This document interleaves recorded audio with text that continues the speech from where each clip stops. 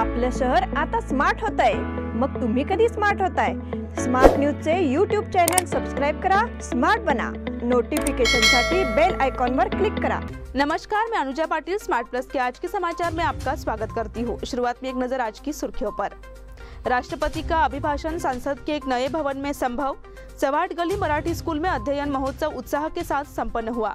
सोमवार को झाड़ शाहपुर में रास्ता रोको के लिए जन जागरूकता। शिवचरित्र परियोजना का उद्घाटन दिनांक 15 फरवरी से पहले। यल्लूर में राष्ट्रीय ग्रामीण उद्योग खातरी कार्यक्रम की शुरुआत। बाची शिनोली सड़क की मरम्मत का काम शुरू।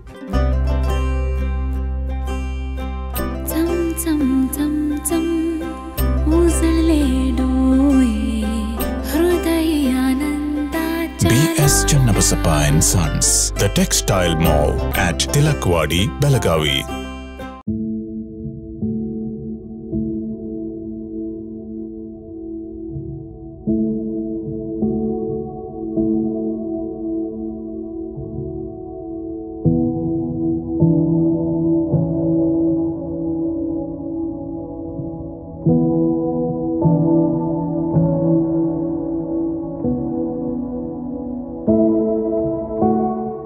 और अब समाचार विस्तार से।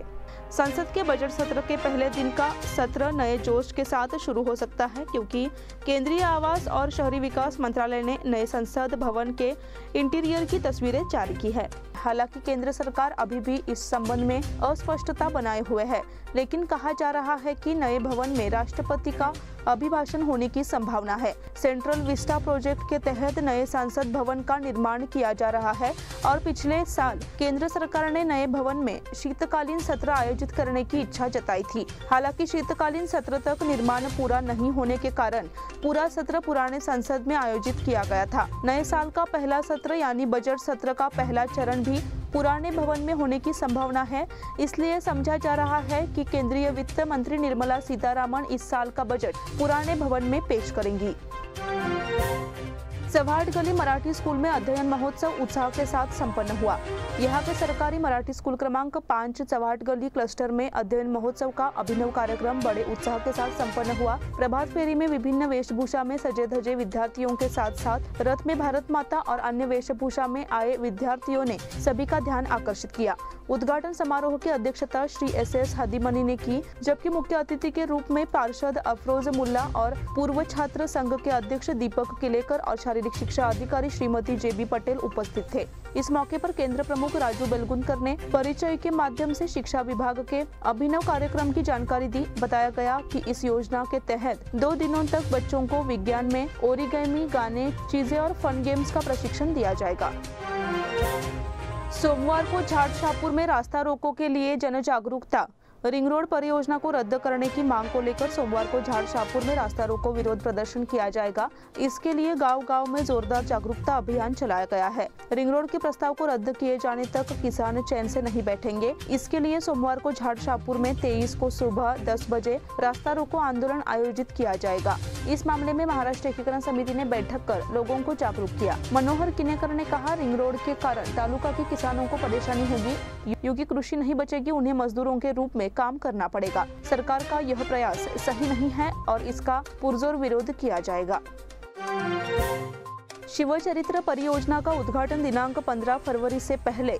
आने वाले दिनों में यहां छत्रपति शिवाजी महाराज उद्यान में शिवचरित्र परियोजना का उद्घाटन किया जाएगा। 15 फरवरी से पहले ये उद्घाटन कर लिया जाएगा। इस संबंध में सभी तैयारियां शुरू कर दी गई है, ऐसा बेलगाम साउथ के विधायक अभय पाटिल ने बताया। सभी नागरिकों को छत्रपति शिवराय के इतिहास को समझने के लिए यह प्रकल्प मराठी और कन्नड़ दोनों भाषाओं में किया गया है। एक साउंड शो तैयार किया गया है। उसका उद्घाटन करने के लिए उत्तर प्रदेश के मुख्यमंत्री योगी आदित्यनाथ को आमंत्रित किया गया है। हालांकि उनसे तारीख मिलने के बाद उद्घाटन करने का निर्णय लिया गया है। अगर उन्हें सही समय नहीं मिलता तो परियोजना का उद्घाटन 15 फरवरी को निर्धारित किया जाएगा। यल्लूर में राष्ट्रीय ग्रामीण उद्योग खातरी कार्यक्रम की शुरुआत।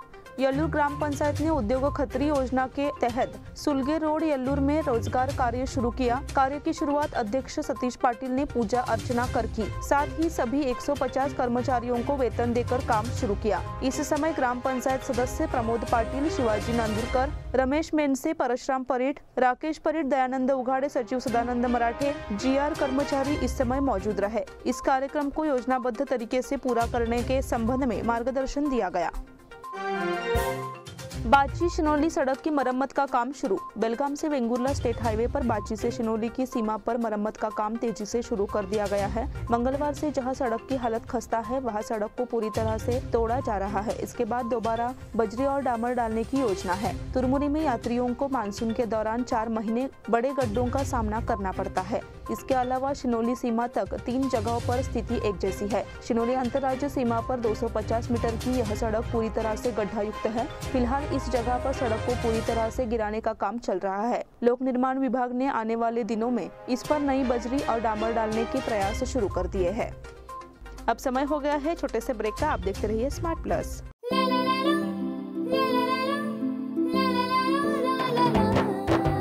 जले दीप अंगना में होगी रोशन दुनिया, पलकों तले छा जाए चांद तारों का साया। रंगोली में खिले रंग खुशियों की भी तरानी, तन मन झिलमिल जाए हर पल होंगी सुहानी। ये अटूट बंधन खिले हर आशियाना, रंग वस्त्रों का खजाना मन भाए आराधना। रंग वस्त्रों का खजाना मन भाए आराधना। आराधना मारुति गली बेलगाम। मन भाए आराधना। बेलगाम वासियों के पसंद में उतरा उड़ान बार एंड रेस्टोरेंट। सोशल डिस्टेंसिंग का ख्याल रखते हुए हमारा स्टाफ देता है बेहतरीन सर्विस का विश्वास। यहां है पार्टी और फंक्शन के लिए 3 आलीशान हॉल, कारपोरेट डिनर मीटिंग के लिए 3 अलग कक्ष, IPL मैच देखने के लिए 3 बड़े स्क्रीन की विशेष सुविधा। इसके साथ ही साफ सुथरा किचन जहां हमारा वेल क्वालिफाइड स्टाफ देता है क्वालिटी और हाइजीनिक फूड की गारंटी। तो फिर खाने की हो बात तो आना परिवार के साथ। उड़ान बार एंड रेस्टोरेंट, लिंगराज कॉलेज के पास, बेलगावी। फोन 0831 2435 777। ब्रेक के बाद फिर से आपका स्वागत।